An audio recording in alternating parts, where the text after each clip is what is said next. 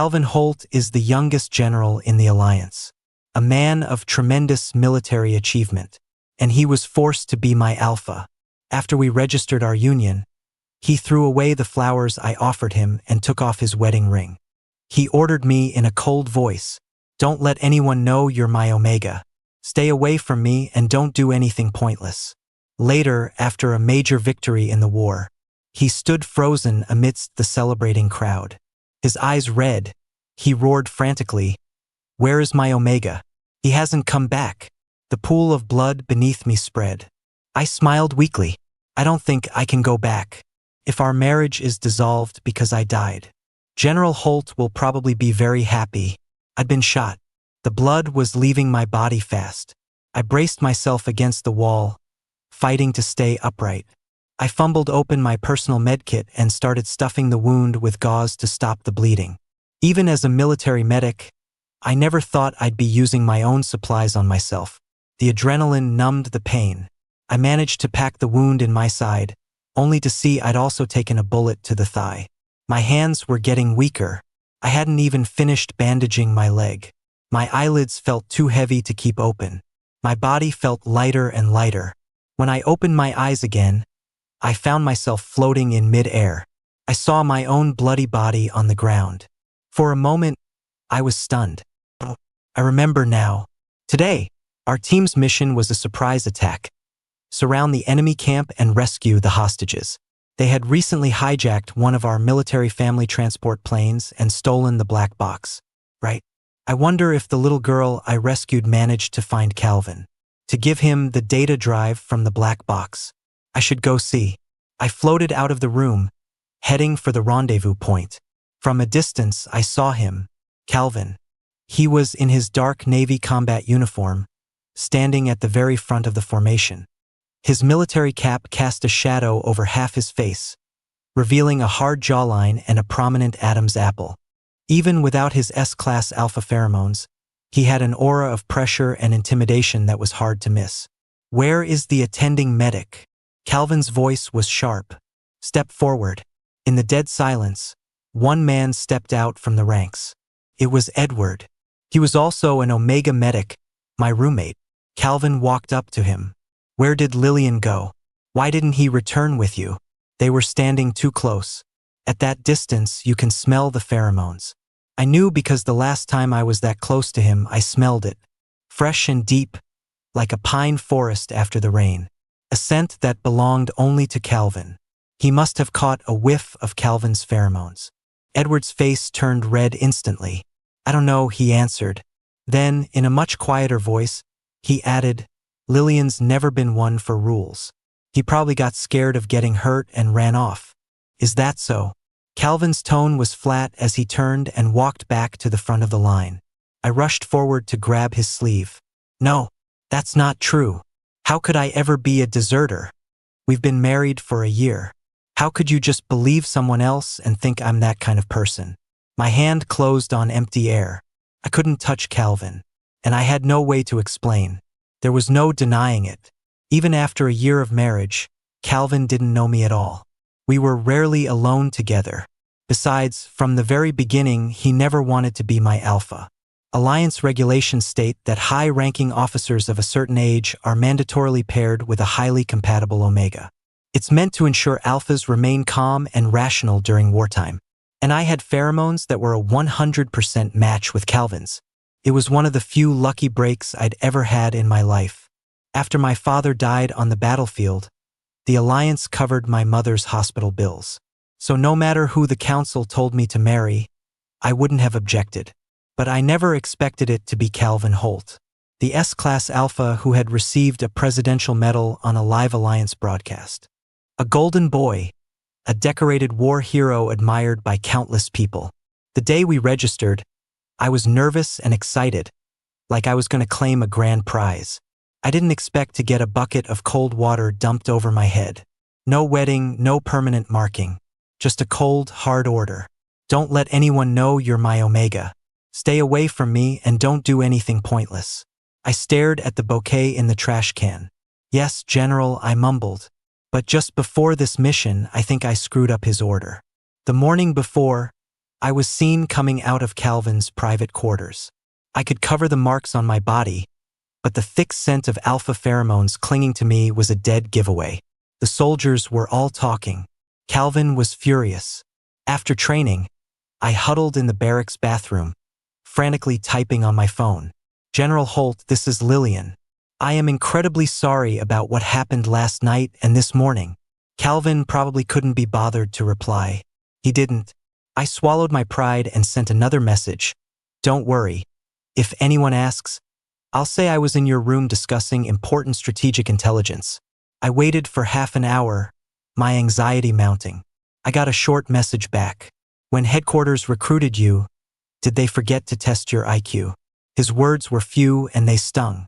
I thought for a moment, then typed back confidently. In that case, I'll just say the scent on me is from another alpha. I'll make sure it has nothing to do with you.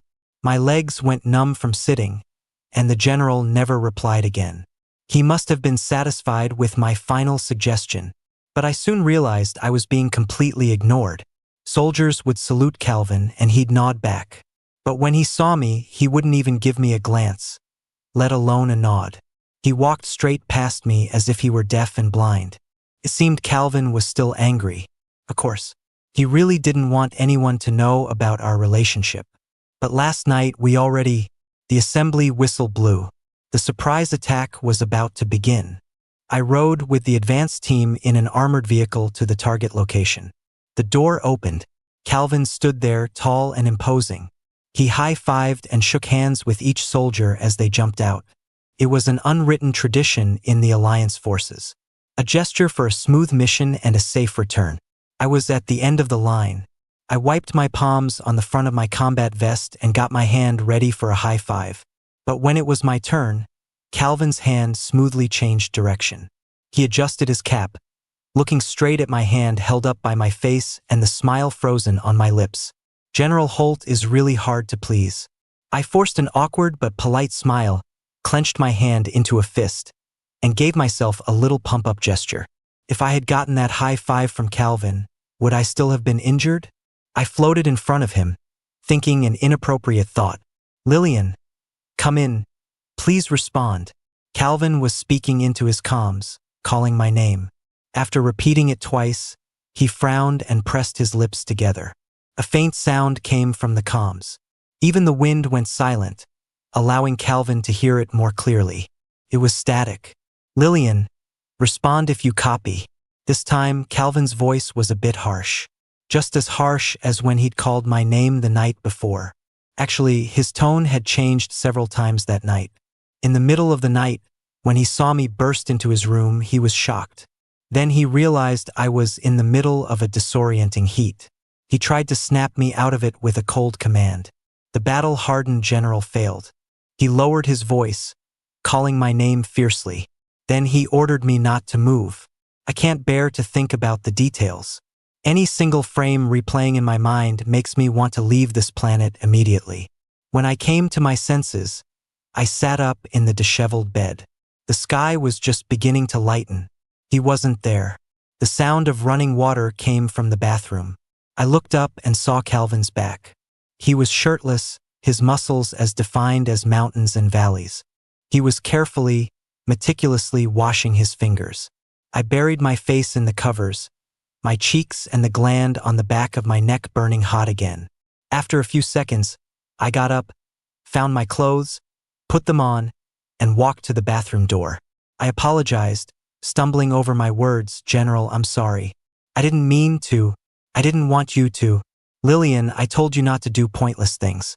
Calvin turned off the faucet, walked over and said coolly, I will not mark you, because the war will be over soon. When that happens, we'll dissolve the marriage. I knew I had no reason to be sad, but I couldn't help it. My throat suddenly felt tight, making it impossible to speak. Calvin had every right to be angry. This was entirely my fault. I hadn't expected my heat to return a day after it supposedly ended. I had violated my promise to stay far away from him. But from the looks of it now, it seems a similar situation is unlikely to happen again. Because it looks like we won't even need to go through the divorce proceedings. I just wonder if Calvin will have a grim look on his face the whole time he's accepting a Medal of Honor as the spouse of a fallen soldier. He'd probably refuse to attend, I thought again. Still no response from the comms. Calvin clenched his jaw. He issued an order. Full-scale search and protection of the hostages. If you find Lillian, bring him to me immediately. The team dispersed quickly and orderly. Calvin stood on the now empty patch of grass. Suddenly, he turned. He looked in my direction and said, "What are you doing here?" I gasped, my eyes wide as I stared at him. Could it be Calvin could see me? "General, can I ask you a question?"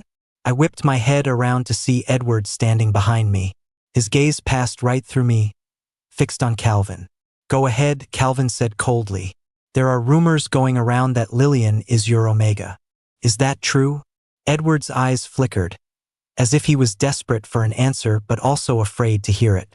I stood between them, feeling like a war criminal awaiting judgment. "Who?" Calvin's eyes narrowed. "Who is spreading such pointless rumors in the Alliance army? Do they want to be put in solitary confinement?"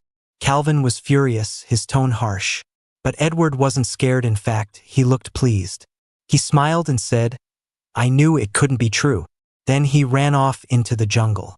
A leaf, blown by the wind, passed right through my body. It didn't hurt because my body was empty, but I felt a sharp sense of shame. This is how it should be, I thought, looking down. Calvin has no reason to reveal the truth for me. Even if I'm mistaken for an Omega with loose morals, I brought that on myself, didn't I? But why did I burst into Calvin's room during my heat? I thought about it for a long time. Still no answer. Just like that drunken night before we deployed a month ago. I can't remember a thing. Just then, a soldier ran over. He saluted Calvin and reported, "Sir, all captured hostages have been rescued and are ready for transport." My heart skipped a beat. "Is the little girl safe?" I blurted out. Why hasn't she given the data drive to Calvin yet? Did she lose it on the way? No one could answer me. "Good," Calvin said in a low voice. "You can move them out." "No, not yet. It would be terrible if we left that little girl behind." I followed the soldier into the jungle. But halfway there I saw Edward. He was hiding behind a bush, as if he'd spotted something suspicious. "Come out." Edward suddenly stood up and shouted, "I can see you." A few seconds later, a little girl jumped out of the bushes and ran in the opposite direction. "It's her. The little girl I rescued. She's safe." A 6 or 7-year-old child was no match for a well-trained Alliance soldier. She didn't get 10 meters before Edward tackled her to the ground. The data drive in her hand fell out and landed on the ground. Edward's eyes lit up. He picked up the little girl and asked, "Where did you get this?" The little girl was terrified. She cried softly, "An Omega brother with a Red Cross armband. He told me to give it to General Holt, but I don't know what General Holt looks like. Are you a good person? Can you please go save the brother? He's hurt. Boo-hoo."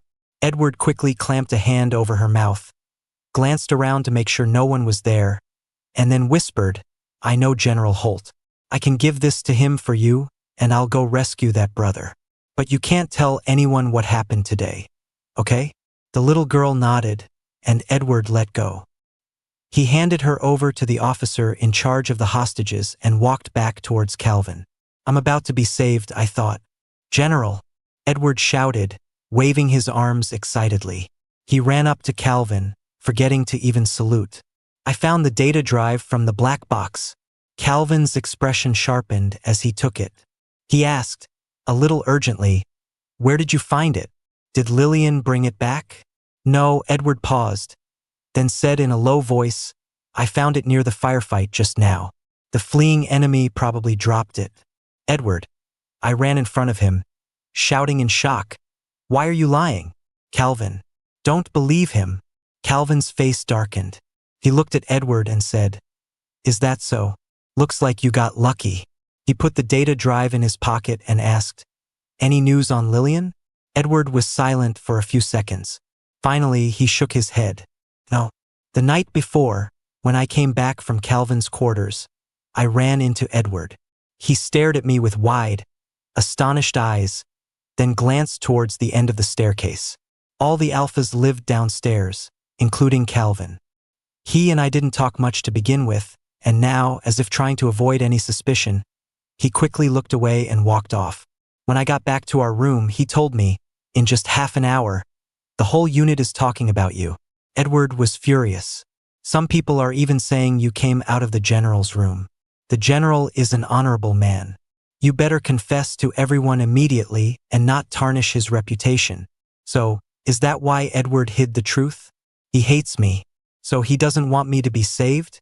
But now none of that matters anymore, because it seems I've lost any chance of survival.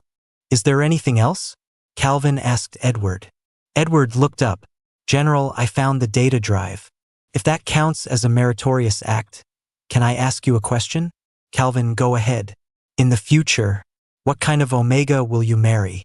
As Edward finished speaking, a commotion erupted in the distance. The rescued military families were reuniting with their loved ones. The mix of suppressed sobs and laughter was incredibly moving. Calvin looked in the direction of the sounds, his expression softening. "Someone I love very much, I guess. By all rights, I shouldn't be sad, because I've always known I wasn't the person Calvin loved.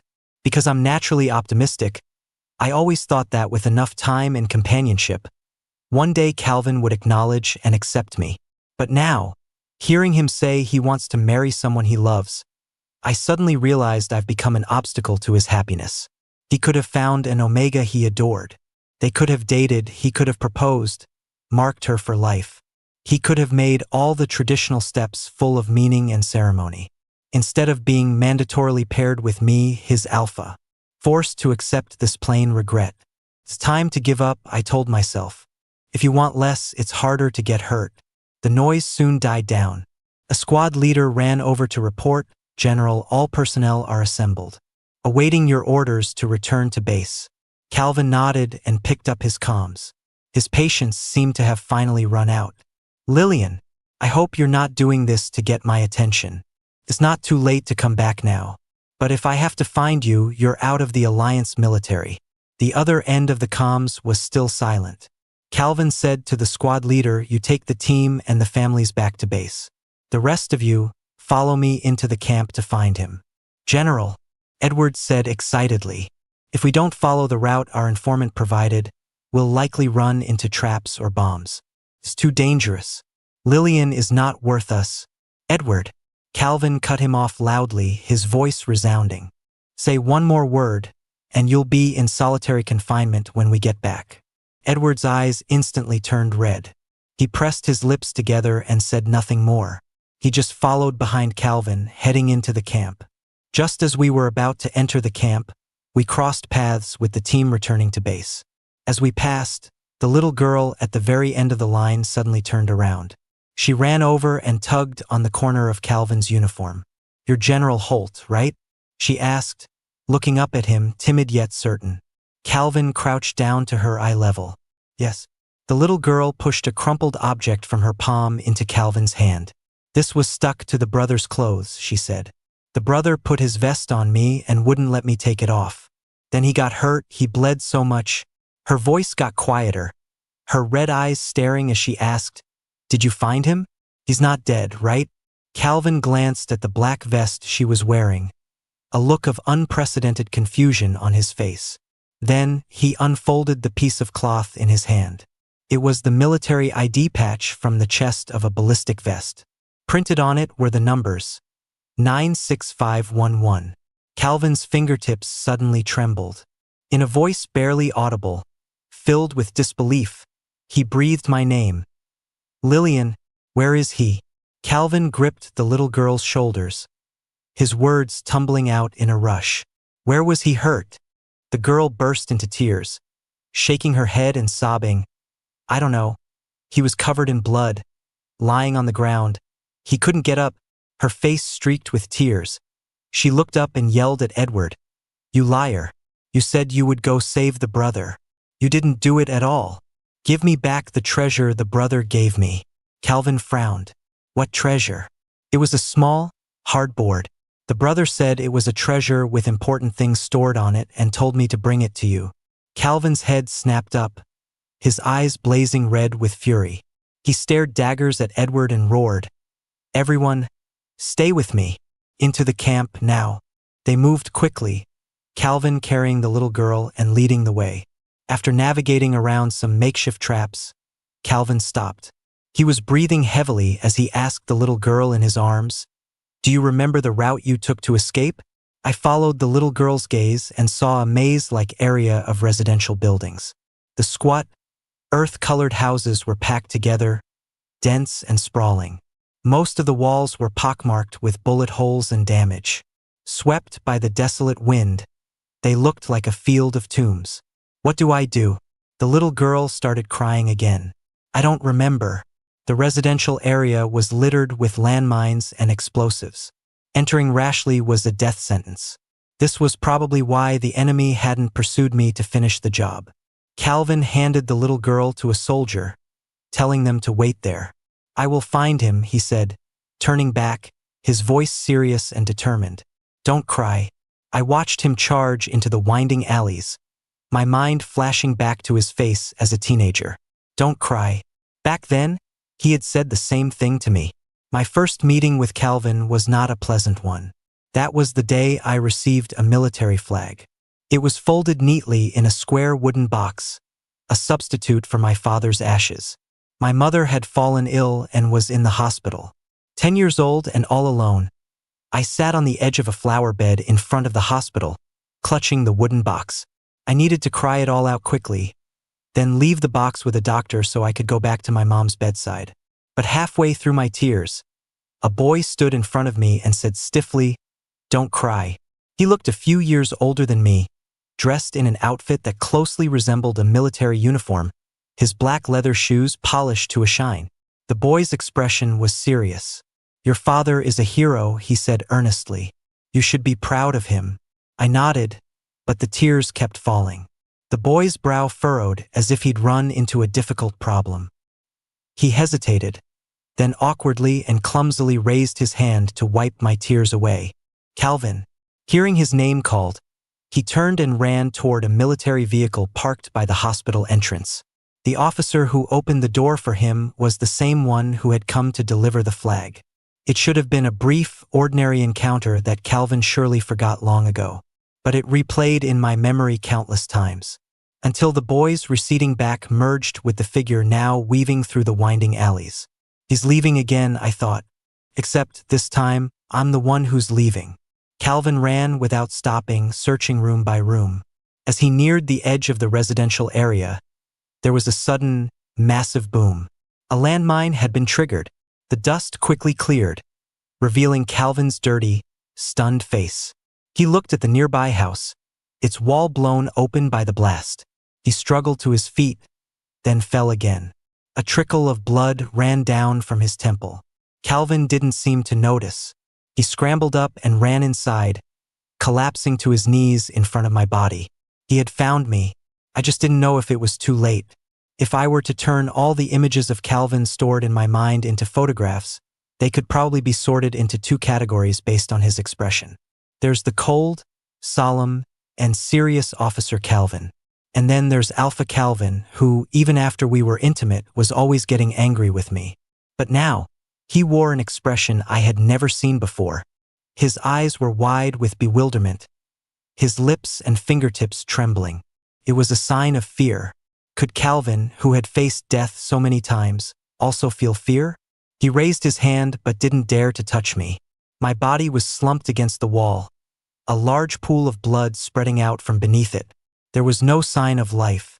The standard procedure would be for Calvin to check for breathing and feel for a carotid pulse to confirm my death. But he did neither. Instead, he used the bandages by my hand to wrap my leg wound and stop the bleeding.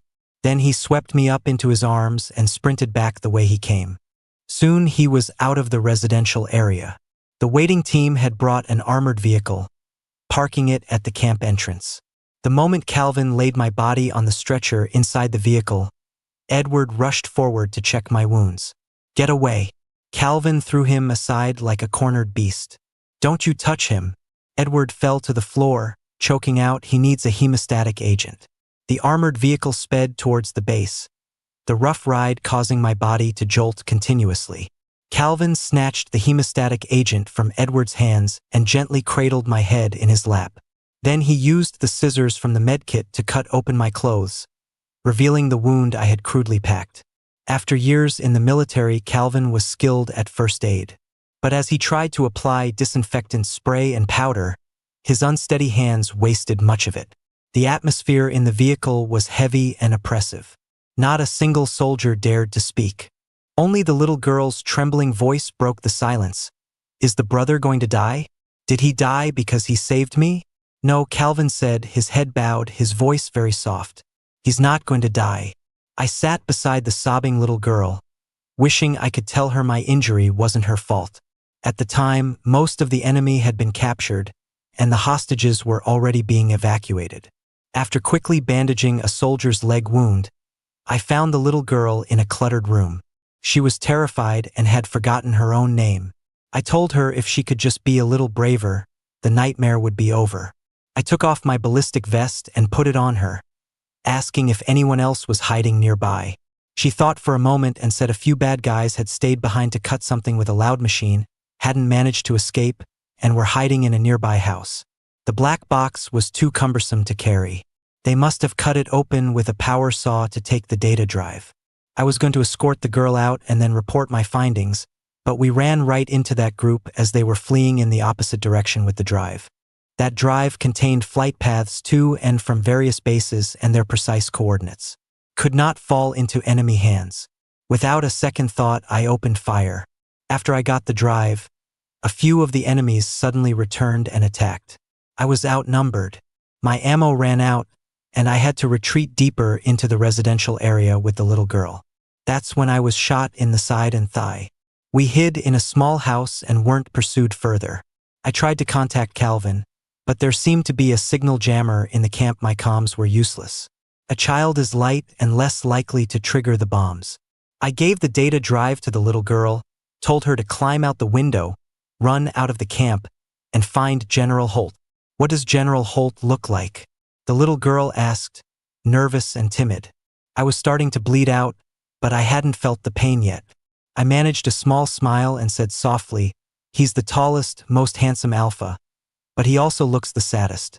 Why is he sad? Because of me, I think. I was getting cold. He's angry with me and he hasn't forgiven me yet. That's why he wouldn't look at me, wouldn't talk to me, and wouldn't high-five or shake my hand. The armored vehicle drove directly to the base hospital. Several medics were waiting at the entrance and rushed my body into the emergency room. Calvin, covered in blood, stood frozen outside the ER doors. A short while later, a small group of people flooded into the ward area adjacent to the rescue zone. They were some of the military families we had rescued. Many bandaged soldiers came out of their rooms, joyfully embracing their omegas. For a moment, the hallway was filled with reunited lovers. They held each other tightly, laughing and crying. An alpha was loudly thanking God, then kissing the omega in his arms, saying, "Thank God you're okay, you're back." The joyous, warm atmosphere seemed to be separated by an invisible wall. Calvin watched them blankly. Then he suddenly doubled over and fell to his knees, letting out a pained, hoarse cry. "What about my omega? Lillian, don't go. I'm begging you." A nearby soldier who heard him looked shocked. Edward's eyes went wide, and he staggered back a few steps until his back hit the wall. He shook his head, saying, "This is impossible." Calvin shot up, pinning Edward against the wall with his elbow. He snarled, "You better pray Lillian makes it out of this okay. Otherwise, I'll kill you." He watched Edward's face turn from pale to purple before abruptly letting go. Several soldiers rushed over, pulled the choking Edward up from the floor, and helped him away. I looked at the tense, coiled form of Calvin, my confusion growing. Is he worried about me? But why? Calvin had witnessed many sacrifices. He always handled the death of a soldier with calm professionalism, never showing too much grief. Besides, I was only his omega in name. He didn't love me, right? Are you angry again? The little girl looked up at Calvin, asking innocently. Calvin seemed not to understand. "What?" he asked hoarsely. "The brother said you were angry at him, that you weren't happy. the little girl said. Do you treat him like this when you're angry, too? Calvin looked at her, his face turning pale. After a moment, he looked back at the emergency room doors, his eyes turning very red. No, Calvin said softly. I wasn't angry at him. I couldn't even figure myself out, that's why. He fell silent, his Adam's apple bobbing with suppressed emotion. When I see him again, I'll tell him that, actually, General. The ER door suddenly opened, and a medic ran out, cutting him off. Lillian might not make it. Can we notify his next of kin as soon as possible? Calvin stared blankly. How could he not make it? How could he? He murmured. The medic was puzzled by the general's strange reaction but continued. His heart has already stopped, but we will continue resuscitation for another 40 minutes. His heart has stopped? I'm leaving. I looked at Calvin and saw him staring blankly at the ER doors. Suddenly, I saw a faint blue glow begin to emanate from all over his body. Calvin's breathing quickened. His face flushed as if he were burning up. Commotion started down the hall. Beta doctors and nurses began guiding alphas and omegas downstairs. As a spirit, I couldn't smell it, but I could see the pheromone particles invisible to the naked eye. Calvin was having a severe rut. In less than a minute, the pale blue glow around him had turned into a deep blue flame, seemingly about to engulf him. He couldn't support himself any longer and fell to his knees, gritting his teeth. A beta doctor came to inject him with a suppressant, but Calvin, in his feral state, threw the person several meters away. He stood up and walked slowly toward the emergency room, finally stopping at the door. He pressed his forehead hard against the door, his voice a near desperate roar. Lillian, give me one more chance. Please. In that same instant, I thought I smelled a faint trace of pine. My soul felt lighter. The scent of a pine forest after the rain quickly grew intense and overwhelming. The next second, I was pulled into a dark vortex. Calvin finally passed out. He was held down like a wild animal, injected with a powerful suppressant, and strapped to a bed in an isolation room. Most of the time, he struggled restlessly. Then he would have short, fragmented dreams. He dreamed of being a child, taken to the military camp by his father, vowing in a child's innocent words to become a soldier. The scene shifted. Calvin was a teenager. He saw a little boy sitting by a hospital flower bed, crying silently. Pale, small, clutching a dark wooden box that symbolized sacrifice. It was his first time trying to comfort someone. Calvin was clumsy, his words of solace coming out stern and stiff. He was with his father, a colonel who had come to deliver the box, so he understood why the boy was crying. But alphas are naturally lacking in empathy. Calvin believed he understood the cruelty of war, which is why he pontificated about the boy feeling proud of his deceased relative. The irony was that not long after Calvin joined the army, his own mother died of illness at home. The war had just broken out, and the family's servants had all fled. Calvin and his father were on the front lines, unable to spare a thought for anything else. They only received news of his mother's death during a ceasefire a month later. He looked out the window at the rubble and ruins, feeling the true nature of war for the first time. It was a cruel, giant monster, disrupting the world's order, indiscriminately trampling on everyone's life. Why hadn't he taken better care of his mother? Overwhelmed with guilt, Calvin made a decision. After the war, he would retire from the military and mourn at his mother's grave for 10 years. His father, upon hearing this, didn't try to stop him right away, but soon he received a mandatory pairing notice from the Alliance Council. Calvin knew it was his father's attempt to tie him down with an Omega and a family. That's why he resisted Lillian, deliberately giving him the cold shoulder and even saying hurtful things. It's better than losing a father, than losing a husband, too, Calvin thought. Things started to go off track gradually. Calvin couldn't pinpoint when he started noticing Lillian. He only clearly remembered the night before deployment. At a party, Lillian got drunk. He ran to the long corridor behind the venue and blocked the alpha, who was leaving early. Perhaps it was the alcohol that gave him courage. The Omega's cheeks were flushed, and he slurred, "You toasted with everyone else, but you haven't toasted with me yet. Calvin stood silently in front of him, smelling the honeysuckle pheromones mixed with the faint scent of alcohol. The alpha frowned.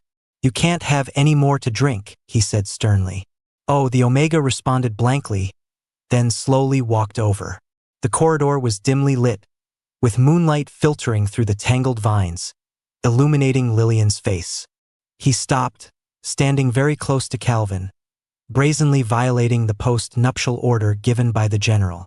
But the general didn't scold him or step back, because he saw Lillian's wet eyes. The tears didn't fall one by one but pooled in his eyes, ready to overflow. A blink. Calvin's reflection in his eyes would become clear, then quickly melt into a blurry shimmer of water.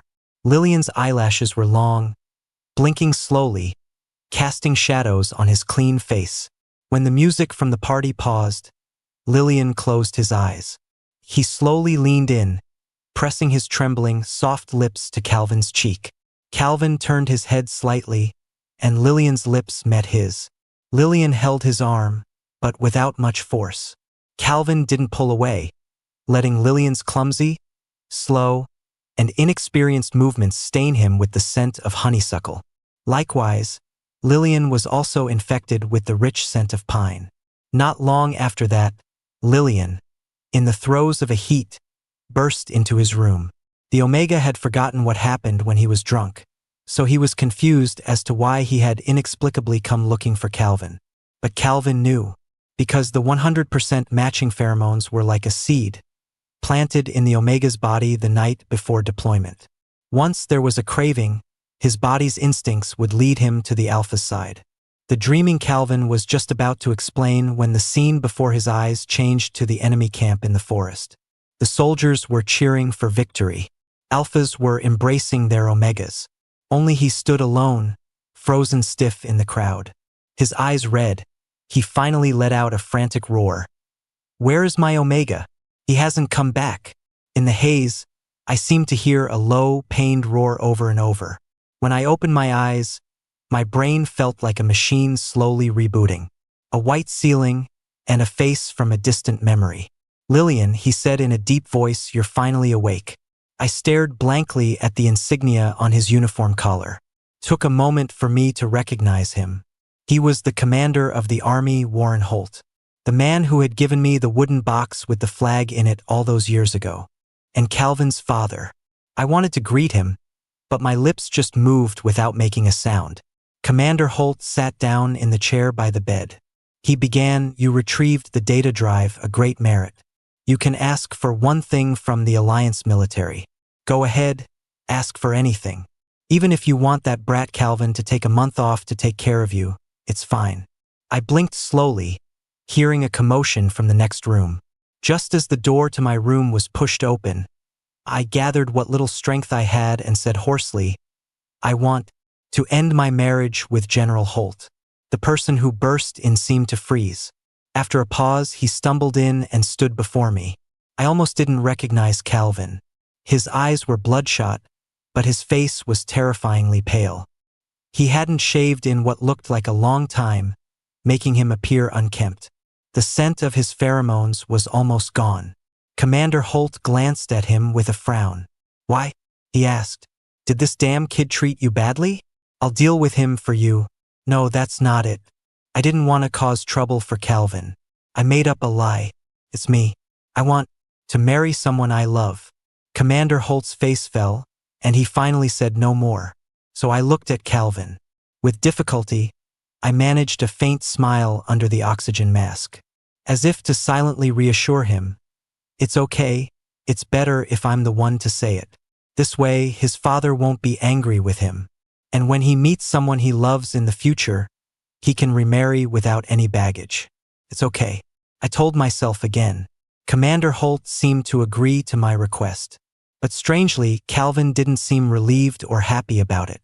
He had a bed moved into my hospital room and took his suppressant shots on schedule every day. He took over my daily care completely, feeding me, giving me water, washing my face, and giving me sponge baths. He was so attentive that even the professional caregivers felt inadequate. When it was time to remove a drainage tube or change a dressing, Calvin would carefully release just the right amount of pheromones to soothe my pain. It must be his sense of duty to his legally bonded Omega. I reasoned, trying to explain Calvin's unusual behavior. Then I told myself, this is what any alpha would do. It's nothing special.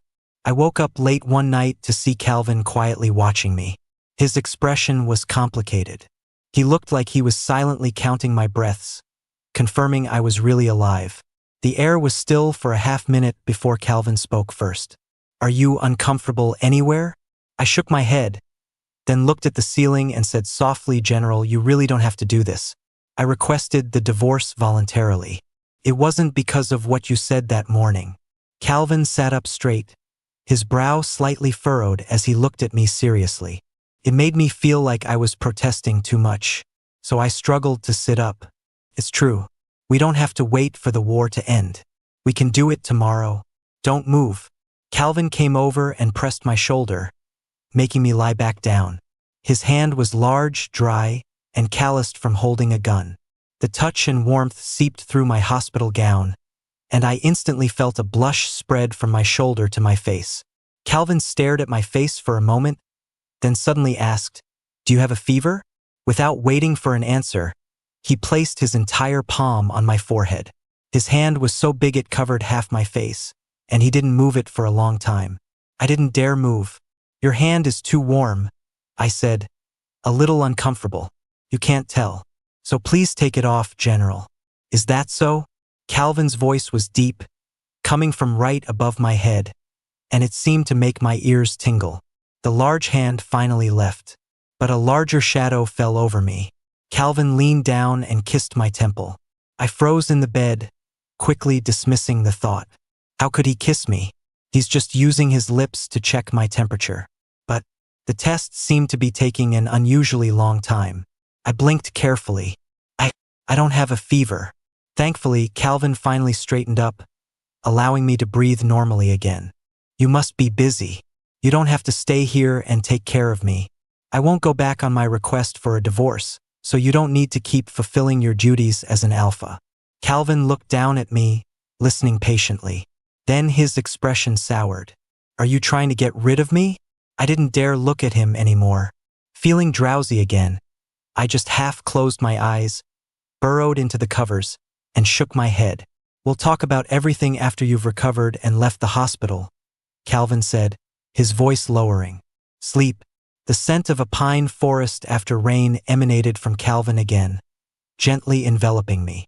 It robbed me of the ability to argue, and instead, I quickly and peacefully fell asleep. It was a month later when I was discharged. I returned to my old dorm room, surprised to find 2 alpha soldiers living there. Calvin caught up from behind, carrying my things. Military families have arrived, so the dorms were reassigned, he told me. So where's my new room? Probably because my leg hadn't fully healed. Calvin took my arm. As he led me upstairs, he said, From now on, you're living with me. I stopped on the staircase landing and looked at Calvin beside me. He was much taller than me, so his gaze was directed downward to meet mine. I gently pulled my arm free, climbed one more step to be at his eye level, and said, No. Calvin looked down at his empty palm. He seemed to pause for a moment before asking in a low voice, Why? The early autumn sunlight streamed in through the window on the landing. Half of Calvin's face was cast in the shadow created by his high-bridged nose, his expression unreadable. I used to be afraid when he asked questions like that, but now I seem to have found a bit more courage. We're going to dissolve our marriage soon, I said. Living together would be inconvenient. He'd already been forced to stay with me in the hospital for so long. If we had to live together now, it would be torture for him. Besides, I didn't want to be controlled by pheromones anymore. Calvin slowly lowered his hand, clenching it into a fist at his side. He looked away. But the barracks are full. There are no spare rooms. I looked at his profile. It's fine. It's still early. I can go into the city and find a hotel for the night. My leg. I can't do heavy training anymore, so while I was in the hospital, I applied for a job at the military hospital in the city center. I'll be starting soon. I looked at Calvin's astonished face, smiled faintly, and reached for the luggage in his hand. Could you Arrange for a car to take me into the city? Calvin didn't answer, nor did he let go of the bag. After a few seconds of stalemate, he asked, "Can't you stay in the Alliance military? If you don't like hospital work, I can." "I like it," I said, letting go of the bag to avoid his touch. I smiled. "I'll be working in the clinic while I go to grad school. That way, even if I'm not on the battlefield, I can still help a lot of people." Calvin stared at me, as if seeing me smile for the first time. "General Holt?" He jolted slightly, then picked up the luggage and headed downstairs. "I'll take you." Calvin took me to a hotel near the military hospital and paid for a week's stay. After putting the luggage in the room, Calvin stood on the rug by the entrance, looking like he wanted to say something but couldn't. "General, it's getting late. Please drive safely on your way back." Calvin stood there quietly, the dim light from the entryway casting a glow on his shoulders. His tone was stiff. "Your leg. You haven't had your massage today." I felt the room getting a little warm. "I can do it myself," I said, a sense of urgency in my voice. "Please, you can go now." No one could order Calvin Holt around. He walked toward me. "You need to apply a hot compress first. And can you guarantee your technique and pressure are correct?" Calvin blocked part of the light, enveloping me in his shadow. "Yes." I turned my head away. "I'm a medic, remember?" The room was silent for a few seconds before I suddenly said, "You don't have to leave if you don't want to." I looked up and saw Calvin's eyes light up. I continued, "That way, you can come with me to file for divorce first thing tomorrow." For some reason, whenever I mentioned filing for divorce, Calvin suddenly became incredibly busy. The night I checked into the hotel, he said he had an early meeting the next day. In the following days, he'd text to ask about my meals and daily life, but would always use being busy as an excuse to put off my request for a quick divorce. As a result, I had already been working at the military hospital for a week, and General Holt still had no time for a divorce. Just as I was considering whether to contact Commander Holt and have the council issue a decree, Calvin suddenly showed up at the hospital. At that moment, I was talking to an alpha doctor. I looked up and saw Calvin standing in the middle of the ward's hallway, his face cold and stern. His gaze was fixed on the alpha doctor beside me. I smiled, waved goodbye to the doctor, and walked over to Calvin. "Are you here for the divorce?" I asked. Calvin's expression instantly soured. He frowned at the floor and said, "I'm sick. I came to see a doctor." "But there are medics at the base," I said, tilting my head to look at his face. "Is it a serious illness?" His face did seem a little red. Calvin raised a hand to cover his mouth, coughed, and said, "A cold." I stood up straight, my hands in the pockets of my white coat. Driving 2 hours to a crowded military hospital for a cold seems like a bit of a waste of resources. "General, I want you to treat me." I froze, inevitably thinking of the past. When he was hurt, I was always the first to notice. I could hear his suppressed cough even from a distance and would give cold medicine to his aid. But now, "General, you should register with internal medicine," I said, looking at his frozen expression. "I'm a surgeon now. I can't treat you." With that, I walked straight towards my office. As I passed him, he gently grabbed my arm. "Lillian." Calvin seemed to use a great deal of effort to say my name. He said in a pained, low voice, "Actually, I just wanted to see you." Why did he want to see me? Probably a habit formed after the mandated pairing. But if I'm going to give up, I have to be decisive. So I said calmly, "General, please find the time to file for divorce as soon as possible. Let's not do pointless things anymore." Not long after that day, Calvin came to the hospital again, with a wound on his arm so deep you could see the bone. We stared at each other from opposite ends of the hallway. He said a few words to the doctors who rushed to his side, then looked at me again, seemingly oblivious to the blood pouring from his wound. I smelled the faint scent of pine, and the gland on the back of my neck began to burn faintly. The doctor called me on the internal line. "Dr. Lillian, General Holt has specifically requested you to clean and suture his wound." I looked at Calvin's dark silhouette and said into the phone, "Please apologize to the general for me. I have a surgery to attend to right now and don't have time." I hung up and walked straight to the elevator. The elevator doors closed, cutting off Calvin's burning gaze and the scent of pheromones seeping from his blood. After that incident, I applied to the hospital for a support mission in the southern war zone. The day my application was approved, I sent a text to Calvin. General, I will be heading to the southern war zone soon. Please meet me at the council office tomorrow morning to handle the divorce proceedings. 2 hours later, Calvin still hadn't replied. I called him. He picked up quickly. General Holt, hello? Do you have time tomorrow? Lillian, Calvin interrupted. Are you leaving because of me? I paused for a moment before answering, yes. The situation in the South is unstable. Calvin's voice was breathless. I'll agree to anything you want, just don't go to the South, okay? I stood in a quiet stairwell, feeling the voice on the other end of the phone getting closer. Lillian. I heard an echo. I looked up and saw Calvin standing at the turn of the lower staircase, looking up at me. Lillian. He called my name again, his tone filled with an unprecedented level of compromise and pleading. Don't go, okay? His chest heaved, whether from breathlessness or nervousness. The bandage on his right arm was seeping blood, a stark scarlet. I didn't answer, instead asking, can we go register tomorrow? Calvin's lips tightened. He struggled to speak. Actually, I know what you said to Edward. I cut him off. You denied our relationship. You believed him and thought I was a deserter.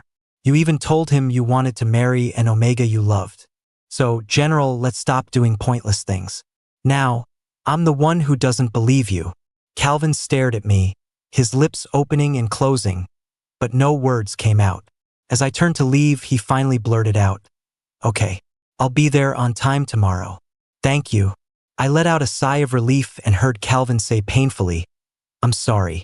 The next day, I waited early at the council's office, but Calvin was nowhere to be seen. He didn't reply to my texts and didn't answer his phone. As closing time approached, I got a call from Calvin's aide. Dr. Lillian, the general was in a car accident on his way here. He's seriously injured and can't make the appointment. He must be lying to me again. Calvin has absolutely no credibility. Please tell the general that such childish tricks are long outdated. I was genuinely angry, so I said fiercely, tell him to get here and sign the papers now, right now. The other end was silent for a moment. Then came a choked sob. The general, he really can't come right now. While admiring the superb acting skills of Calvin's aide, I stormed back to the hospital. As I entered, I heard an emergency broadcast over the comms. Emergency announcement, all attending physicians from surgery, internal medicine, and the ICU, please report to the emergency department for a critical rescue. My heart skipped a beat. As I pulled on my white coat and ran towards the ER, I grabbed a colleague. What happened? A car accident, I think he said, running alongside me. An officer was driving into the city when he spotted some enemy combatants holding hostages. He saved the hostages, but got hit by a car. I heard he was barely breathing when they brought him in. My heart stopped for a second. I nearly got knocked over by someone passing by. Sorry. I said it quickly, but no one responded. Suddenly hit me. Calvin's I'm sorry was probably the last thing he ever said to me, and I didn't even respond. My heart felt like it was being twisted. I frowned, realizing I had already reached the ER entrance. Dr. Lillian, please, you have to save the general. I looked, stunned and bewildered, at the person in front of me, Calvin's aide. His face was streaked with tears as he cried. They told me to notify Commander Holt. They said the general isn't going to make it. Felt like being hit over the head. I mechanically pushed open the doors to the operating room. I was hit by a tidal wave of pine-scented pheromones. All I could see was red. Large pools of it on the floor. It was Calvin's blood. You can die from that much blood.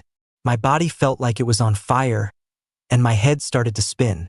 The beeping of monitors and rescue equipment faded into a dull background hum. Every step was a struggle, but I made it over to him and saw Calvin's pale, peaceful face.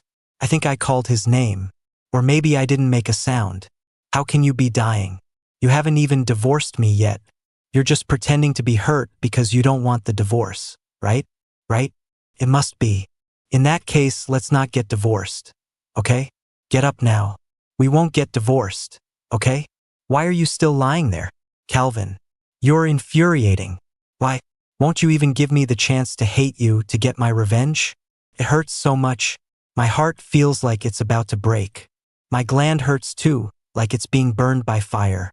I slowly leaned closer to Calvin, letting the scent of honeysuckle melt into the pine. The monitor next to the bed showed 3 flat lines. Someone was removing the respirator from Calvin's face. He had been given up on. My alpha had been given up on by everyone else. But he's still my alpha. So I got very close to him. I leaned down and gently kissed his forehead, his eyes, the tip of his nose, and finally his soft but cool lips.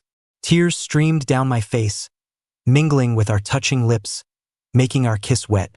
Suddenly, I heard a beep, then another, and another, getting louder and more frequent, pulling the surrounding chaos and gasps of surprise back into focus. Stunned, I looked up and saw the rhythmic curve jumping back to life on the monitor. Then I was quickly pushed out of the rescue circle by my colleagues. When Calvin woke up, I happened to be by his side. He opened his eyes and stared intently at me. It was a struggle for him to speak. You saved me. I nodded, my vision instantly blurring. Don't cry, Calvin said hoarsely. I wiped my face haphazardly. These are happy tears, I said coldly. Now that you're awake, we can proceed with the divorce. Calvin closed his eyes, then opened them. He frowned. You're going back on your word? What? He managed a weak smile. In the operating room, I heard what you said, he whispered. You said, we wouldn't get a divorce. You went back on your word too. I retorted, refusing to back down. You said you'd be there on time to sign the papers. Calvin blinked, trying to look charming. I saved you once, you saved me once. I tricked you once, you tricked me once. So now we're even, okay? He reached out from under the covers and gently hooked my pinky finger with his. Hello, he said. I'm Calvin Holt, the Alpha the Alliance Council has mandatorily paired you with. I'm very happy that you are my Omega. I couldn't help but smile. Hello, I said. I'm Lillian, the Omega the Alliance Council has mandatorily paired you with. And I'm not happy at all. I'm going to hide the fact that you're my Alpha until you've earned my forgiveness. Okay, Calvin said, as you command.